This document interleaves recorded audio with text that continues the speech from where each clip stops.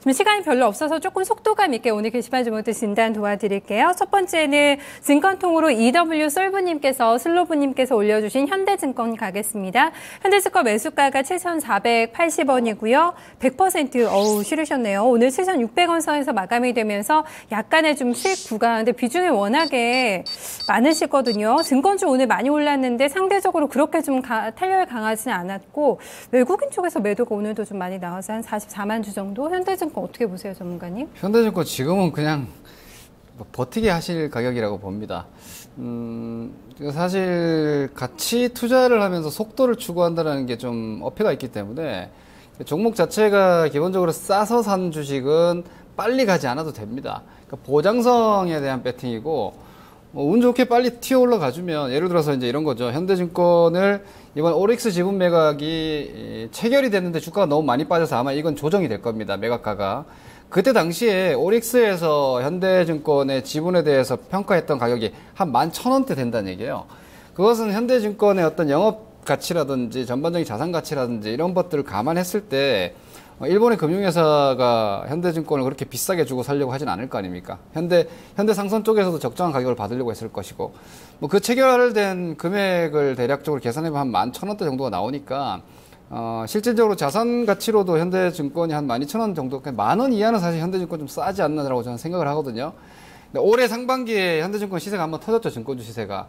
네, 그게 단점인데, 주가가 소위 얘기하는 한 번도 움직임이 없었던 처녀 시세에서 한번 터지게 되면 위쪽으로 많이 올라가지만, 앞에 6개월 전에 이렇게 앞선을 이렇게 만들어 두면은요, 올라갈 때 여기 물린 사람들이 매물이 나와서 시간적으로 좀 걸리게 되고요.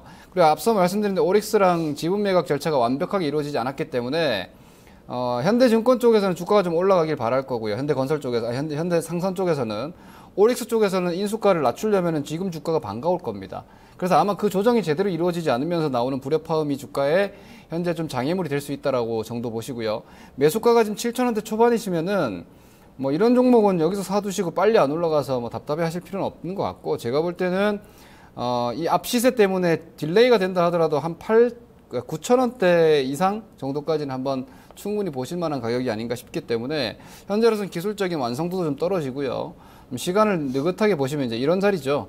주가가 앞쪽에서 시세를 하나를 주고 시간 자체가 한 7, 8개월 이상 이렇게 소화를 합니다. 그리고 위쪽으로 가치를 한번 찾아가는 거죠. 지금 가격 하락 나왔죠. 기간 조정이 제가 볼 때는 한 7,000원에서 9,000원 정도의 라인이기 때문에 기간 조정 상단을 일단 1차 목표로 잡으시고, 더 길게 보신다라면은 일단 증권 업황 자체가 조금 더 개선이 돼줘야 되고, 채권 쪽은 일단 피크아웃이 나오지 않았나 일단 보여지기 때문에 9,000원대 일단 증시 자체가 완벽하게 화랑 쪽으로 전환이 돼가지고 투심이 다 살아나기 전까지는 한 9,000원대 정도를 목표 라인으로 잡으시고, 현재로서는 낚시하듯이 올라올 때까지 기다린다라고 생각을 하실 수 있는 정도의 가격대에서 사신 것 같습니다. 네, 싸게 좀 매집을 하신 것 같아요. 9,000원 정도까지 얘기 나왔습니다.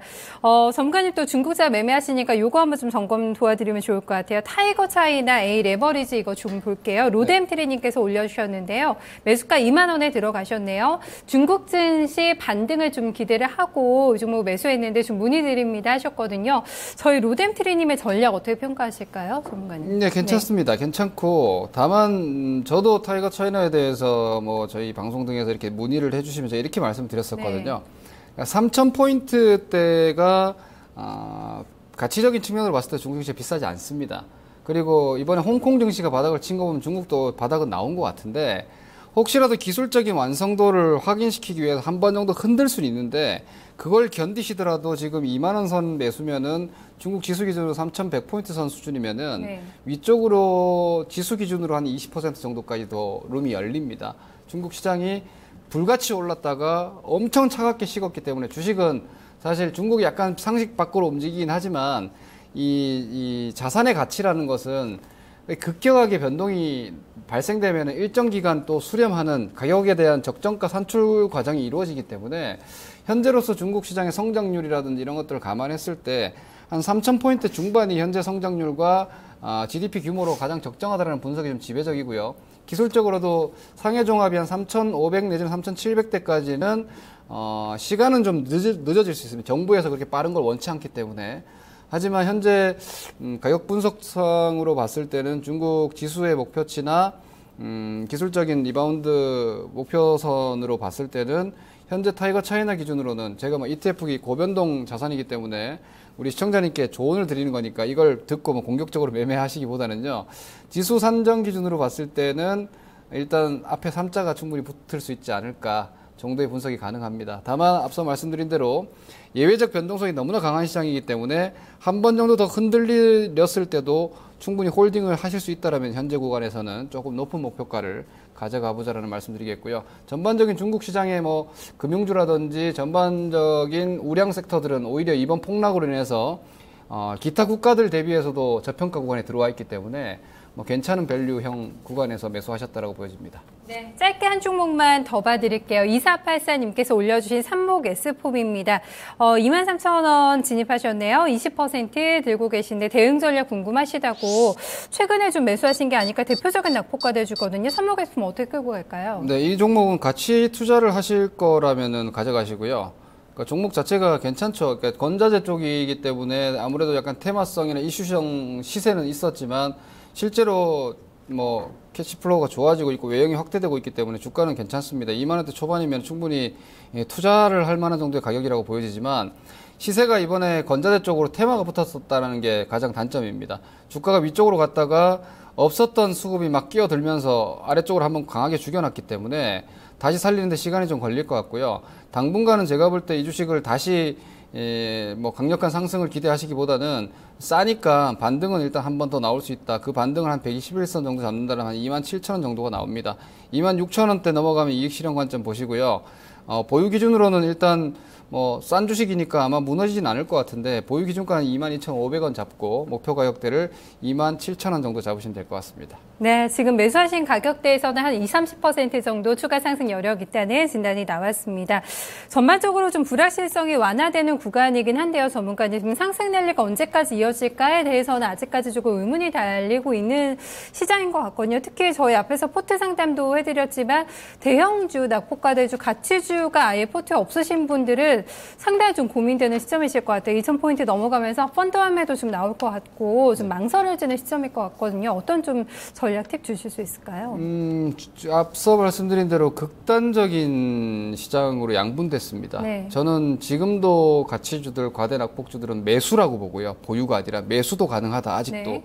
라고 이렇게 보고 있는데 그 이유는 지수는 1800에서 2020까지 올라왔지만 오히려 글로벌 이머징 통화라든지 혹은 상품 자산 가치 자체가 오히려 빠르게 쇼커버가 들어오고 있습니다. 이것은 경기에 대한 우려감이 불식되고 있는 것이고 유동성에 대한 머니무브에 대한 공포감이 해소가 되고 있습니다. 이런 상황이라면은 싼 자산에 대한 베팅은 더 강하게 들어올 겁니다.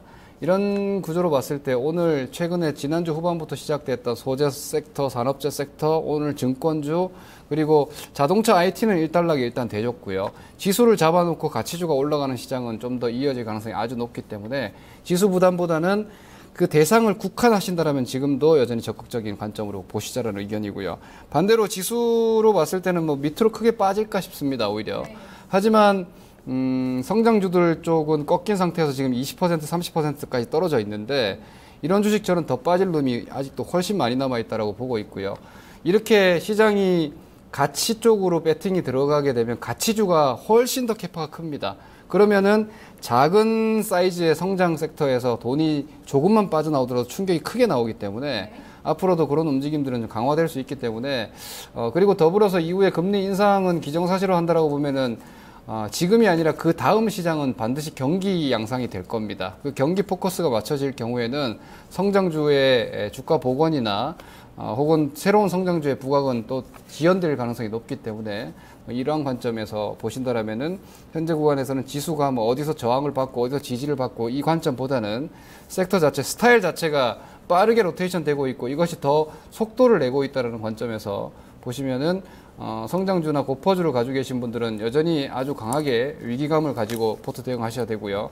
그리고 가치주에 대한 매수를 하신 분들은 수익률을 좀 극대화할 수 있는 시장이기 때문에 서둘러서 미리 차익 실현하시기보다는 좀 더 높은 위치, 목표치까지 가져가시길 권해드리겠습니다. 네, 특히 이 시간에 뭐 포스코를 예를 들면서 설명을 해주시기도 했는데 철강주가 오늘 굉장히 탄력적으로 움직였거든요. 네. 철강주 고민이신 분들도 지금 구간에서도 진입 가능하다고 보세요? 네, 저는 아직도 싸다고. 그러니까 지금 올라오고 있는 가치주는요, 철강 업황이 좋다거나 네.